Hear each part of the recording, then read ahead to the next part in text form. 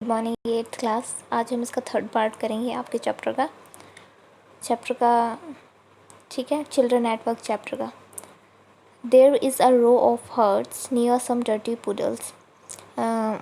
इसके जो पॉइंट्स हैं उसमें एक फर्स्ट पॉइंट क्या है कि वहाँ पे क्या थी, एक लाइन थी हर्ट्स की बनी हुई एक बहुत डर्टी से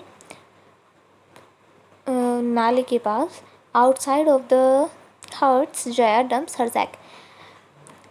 घर के बाहर उसने अपना क्या डाला, जो उसका शक था उसको वहाँ पे रख दिया। Grateful to his friends Velu thinks of the days ahead.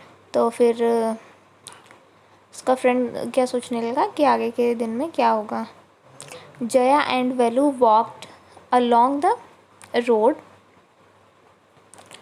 along the road for half an hour until they come to a bridge across a dirty trickle of water. Jaya और वेलू क्या कर रहे थे, रोड के साइड में चलने लगे। लगभग 1 घंटे तक वो चलते रहे जब तक वो काने पहुँचे एक ब्रिज पे, जो कि किसके ऊपर था, एक गंदे से नाली या फिर जहाँ पे गंदा पानी जमा होता है वहाँ उसके ऊपर था। We are in Triplicane now, see that's Buckingham canal. Sir Jaya क्या कहती है कि हम फ़िलहाल कहाँ हैं, ट्रिप्लिकेन में है। और ये क्या है, ये बुकिंगम कैनल है। ठीक है, उसको बताती है वेलू को।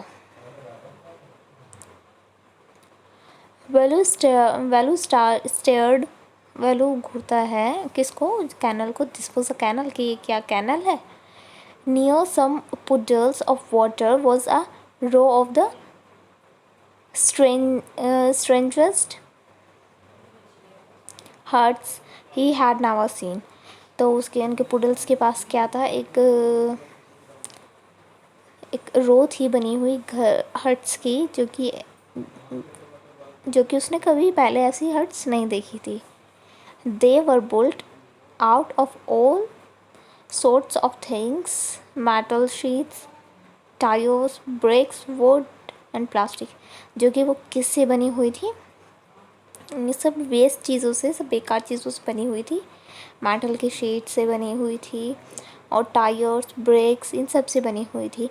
दे stood shakily and look as if they would fall any moment. वो उसको ऐसे देखता है कि बस जैसे ये भी किसी भी टाइम, उसको ऐसे लगती है कि ये जो इसकी हर्ट्स हैं वो किसी भी टाइम गिर सकती हैं। Is this way you live, कि क्या ये जगह है जहाँ तुम रहती हो। दीज हाउस आर स्ट्रेंज, कि ये तो बहुत अजीब से घर हैं। सैड वेलू कहता है, in our village the house are made of mud and palm leaves. कि हमारे गांव में जो हाउस होते हैं वो किससे बने होते हैं, वो मिट्टी से बने होते हैं, पाम लीव से बने होते हैं। Jaya went around to one of the hut and dumped her sack outside, then she picked up an empty one. फिर जया क्या करती है, उनमें से एक घर में जाती है, वहाँ पे क्या करती है, अपना सैक रख देती है। ठीक है, और फिर वहाँ से अंदर से एक और खाली सैक लेके आ जाती है। Let's go. फिर वो क्या कहती है कि चलो चले। She turn to Velu and give him a शू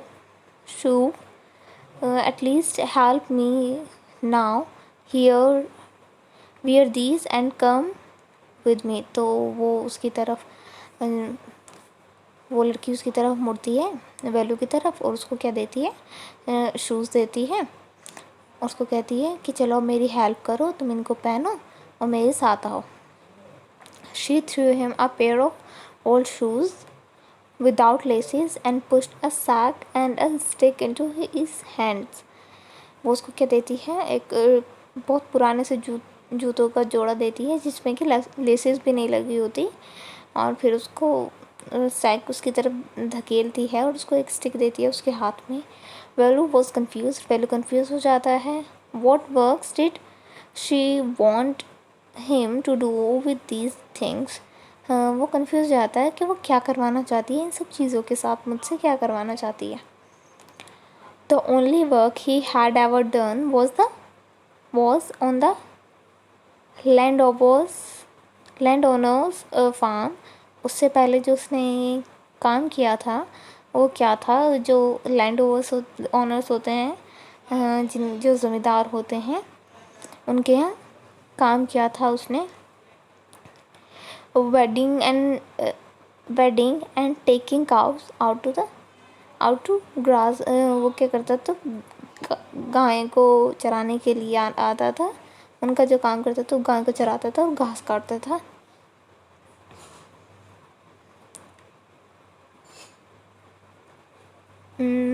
और are there any farms in the city, he asked. वो जैसे क्या पूछता है कि यहाँ कोई फार्म है, ऐसा कोई मतलब कोई खेती करने के लिए है। She laughed and thumped her stick on the ground. वो हंसती है और जो उसके हाथ में स्टिक होती है उसको ज़मीन पे मारती है। Farms, there are no farmers here. वो क्या कहती है कि यहाँ पे कोई फार्मर नहीं है। वी आर रैग पिकर्स, कि हम क्या हैं, हम रैग पिकर्स हैं, जो कि चीज़ों को मतलब जो वेस्ट चीज़ होती हैं उनको उठा के बेचते हैं। वो rag pickers. See my sack full of things I collected. वो क्या कहती है कि देखो ये देखो मैंने जो चीज़ें कलेक्ट की हैं। वो कलेक्टेड फ्रॉम वेयर, के कलेक्ट की हैं कहाँ से, ask Velu. From rubbish bins, where else, के कहाँ से की, वो बताती है फिर कहाँ से की हैं, कि रबिश बीन से की हैं और जगह से। We collect rubbish, you collect rubbish. Velu क्या पूछता है कि क्या तुम ये रबिश मतलब वेस्ट चीज़ें, ख़राब चीज़ें कलेक्ट करती हो। Velu had never heard of such a thing. Velu ने कभी ऐसी चीज़ नहीं सुनी थी। A blockhead, it's not any rubbish, only paper, plastic, glass, such things we sell it to जामबाजार। वो क्या कहती है कि ये सब वेस्ट चीज़ नहीं है, ये तो पेपर हैं, प्लास्टिक है, ग्लास है, जिनको हम क्या करेंगे, बेच देंगे जामबाजार में जग्गू को। वेलू was puzzled. Velu was puzzled. He had heard of people throwing any rubbish, but why would anyone want to buy rubbish? जो वेलू था वो थोड़ा सा कंफ्यूज हो जाता है। ये सोचता है कि कुछ लोग इसको खरीदते भी हैं रबिश को, जब उसने तो क्या देखा होता है कि रबिश को तो सिर्फ फेंकते हैं, कि कोई इसको क्यों ख़रीदता होगा। Who's जैम बाज़ार Jaggu? Why is he buying all this? कि ये जैम बाज़ार का जग्गू कौन है और ये सब क्यों ख़रीदता है। You think he buys it for shows? कि तुम्हें क्या लगता है ये दिखाने के लिए ख़रीदता है, ये और सबको चीज़ें दिखाने के लिए थोड़ी ख़रीदता है। He sells it to a factory. वो उसको कहाँ पे बेचता है, फैक्ट्री में बेच देता है। Come on, I don't have any time to waste like you. कि कम ऑन, मेरे पास टाइम नहीं है कि मैं तुम्हारे ऊपर वेस्ट करूँ तुम्हारे जैसे। Value did not move. Value वहाँ से हिलता नहीं है। ही hadn't run away and come to his new place to dig through garbage bin. Jaya poked at him with her stick. वो सोचता है कि वो वहाँ से इसलिए तो नहीं भागा था कि वो कहीं नई जगह पे आए और वहाँ पे क्या करें, ऐसे ही मतलब गार्बेज बीन्स में से चीज़ें निकाले, ढूंढे। फिर वो जया क्या करती है, उसको पॉक करती है उस स्टिक के थ्रू। Look here she shout. क्या कहती है, देखो, चिल्ला के कहती है उसको। If someone gets there before us we don't get anything. कि अगर कोई हमसे पहले वहाँ पहुँच गया तो हमें कुछ भी नहीं मिलेगा। Don't just stand there posing big hero. कि ऐसे पोज बना के मत खड़े रहो big hero. I am trying to help you, मैं तुम्हारी हेल्प करना चाह रही हूँ। Who filled your stomach today? आज तुम्हारा पेट किसने भरा है, वो पूछती है।